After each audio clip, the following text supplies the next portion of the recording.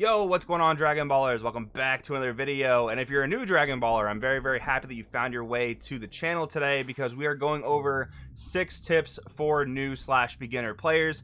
This is pretty much going to be from a baseline of 0. So whether you don't even know how to play the game yet, or just learning how to play the game, or you want to just kind of try to figure things out in this landscape, today's video is going to be for you.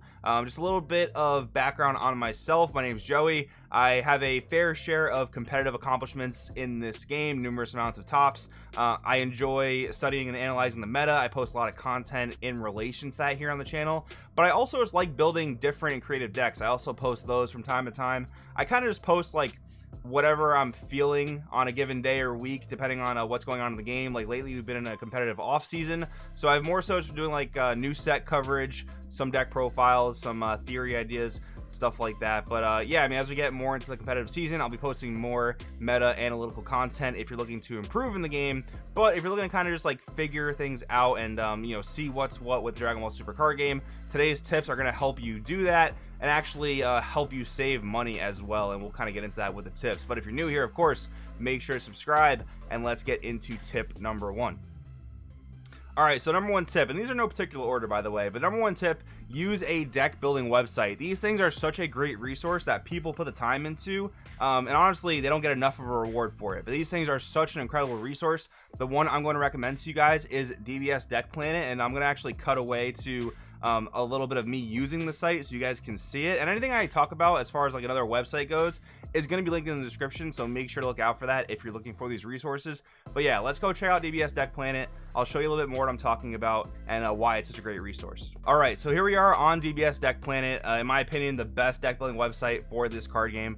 So once you make an account, on the left you have your sidebar here that it's pretty self-intuitive, right? One of the biggest things is the deck builder, so you can, you know, name your deck, choose a leader, and then you get to choose all the different cards in the game to add to your deck. It's just a virtual database. You don't have to pay anything for it. It's just a free resource for you guys to use. And then once you start building some decks, you're able to look at your collection. So for example, these are all the decks that I have public, not very many, a lot of them are more private, but yeah, these are where all your decks are going to be located. You can sort them by color, sort them by deck name, deck type, that kind of stuff. And one of the biggest things that I actually use all the time when I'm reading new cards or I'm trying to look for synergies is just the card database. So if you know the card name, you can obviously search it up here, but if you don't know the card name, maybe you just know the characters, so you can search by the card character as well. Maybe you know the color and energy cost, and you can just plug that in right there. If I'm looking for a 4 cost blue card, then I can just click on all those different specifications. I can look through all the 4 cost blue cards. Again, I can't say enough good things about DBS Deck Planet.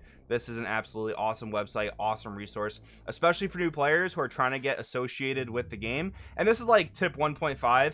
Take time to just read what cards do. Again, maybe you don't even know how to play yet. Maybe you're just getting started playing the game, but knowing what the cards do is half the battle. Like, you sit across from an opponent, know what the cards do, that's going to help you a lot. And the cool thing here too is like the default sort is popularity, or what a lot of people are looking at. So like, for example, Calamity Challenger, if I'm looking at a blue 4-drop, this is a card that's pretty popular in the meta. Tapion Calamity Challenger, another popular card in the meta. Janemba Dark Parasite, not so much, but these are what people are looking at, so this could actually give you some indication as to what people are actually putting into their decks. All right guys, going on to tip number 2, use Facebook. So the reason I thought to put this video together is because I've been seeing a lot of posts in the main Dragon Ball Super community page about new players looking for resources. So that's where I got the idea to kind of make this video. And of course I can make more videos with more beginner tips and kind of like intermediate tips as well. I do also have a playlist down in the playlist section for beginner players, so make sure to check that out as well. But yeah, use Facebook. So there are 2 main groups you definitely want to be a part of. Again, links will be in the description.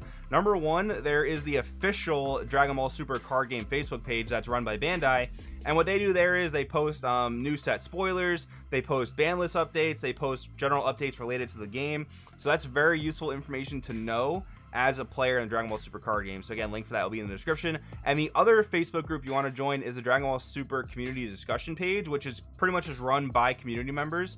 A lot of the community members are moderators in that group, and basically what you find there is different discussions. People will ask questions there. Again, I've seen a lot of new players posting there looking for information, so that's a great place to post your questions, see what people are talking about. Sometimes people are even talking about, you know, like what the next meta deck will be in that group. So it's just a really good place to find information. And if you're going to be, you know, scrolling through social media media anyway, you'll at least be able to pick up some info about the Dragon Ball Super card game. So that's pretty cool. And another thing you can do, I'm not going to like specifically say go search these out because you probably don't even know what you want to play yet.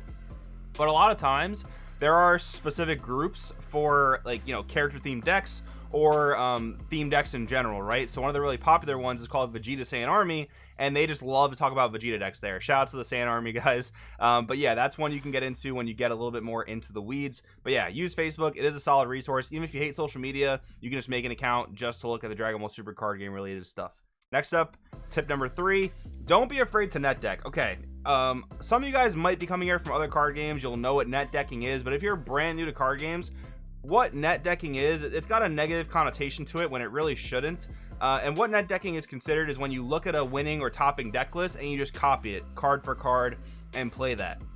I'm talking to the intermediate players for a second, and the reason I said intermediate is because the highest level players don't actually have a problem with net decking, because net decking is not inherently a bad thing, and new players should not be afraid to net deck, because if you're brand new, don't know anything, you don't know what's good or what's bad, why wouldn't you just play a really good winning deck to figure out what's good, how the game plays, how a particular color plays? That's just a really good way to get started. Again, intermediate players, sometimes they like to frown upon net decking, and it's all well and good. It's really cool to be creative, build a creative deck. But again, if you're just brand new, it's really helpful to figure out what cards are strong, how the meta works. These are all really good things to do, and net decking can help you do that because you're playing with the strongest cards. And then again, when you get more experience, definitely experiment, try to build new decks. Maybe you'll find the next tier 0 broken deck. It's happened a couple times in Dragon Ball Super where people were just messing around with weird decks, and it turned out to be super busted. Stick around to the end of this video if you want to see more of what I'm talking about. But yes, don't be afraid to net deck. People will talk about it negatively, but when you're brand new, or even when you're a high level player, it is not a bad thing to net deck inherently. Tip number 4, don't spend a ton of money right off the bat. Okay, so this might seem contradictory with my previous point, but I've got another tip in a minute that'll actually kind of wrap it all together. But yeah, don't just like look at the best deck and go out and buy it right away, because you don't know if you like that color, you don't know if you like that play style. And if you're not sure about play styles, there are typically 3 to 4 play styles in a card game, especially like DBS. You have aggro, which as the name implies, you hit hard and fast. You have control, which is where you get to kind of dictate the pace of the game and quote unquote control what your opponent's doing. You've also got mid-range, which can do a little bit of both. And then we have combo decks that are trying to pull off a very specific play. We don't always see combo decks in every Dragon Ball Super format, but they've been around for sure. And again, in that new player beginner playlist I actually have videos going over all the different play styles, so you can check that out as well if you want more info about the play styles. But yeah, don't spend a ton of money right off the bat, because you don't know what color you want to invest in. A lot of times, if you're looking to play one of the specific colors, you need the cards for the specific strategy you're trying to play, but you also need staples for that color. And once you have those staples for that color, you can play most decks in that color, again, as long as you buy a couple cards here and there. But I would not recommend just like going to TCG Player immediately. And the next tip is going to explain how you can play the best decks and practice them without having to spend a dime. Play online, untap.in. This is the website you're going to use to play Dragon Ball Super online for 100% free, no cost. This is another incredible resource, much like DBS Deck Planet. You can play the card game for free. It's absolutely incredible. So you can basically take any deck you want here and practice it. It's an absolutely incredible resource. Use this. It's awesome. I actually have a video here on the channel as well. It should be in that same new player playlist that explains how to set up an Untap account, how to use the interface, stuff like that. So be sure to check that out if you want to use that resource. But yeah, untap.in, just type that into your search bar, and then you can get started from there playing the Dragon Ball Super card game online. Final tip, guys, don't be afraid to lose. This might be my most important tip, and I'll explain this. So I was playing Yu-Gi-Oh before I even heard about the Dragon Ball Super card game. That was my serious quote unquote competitive card game.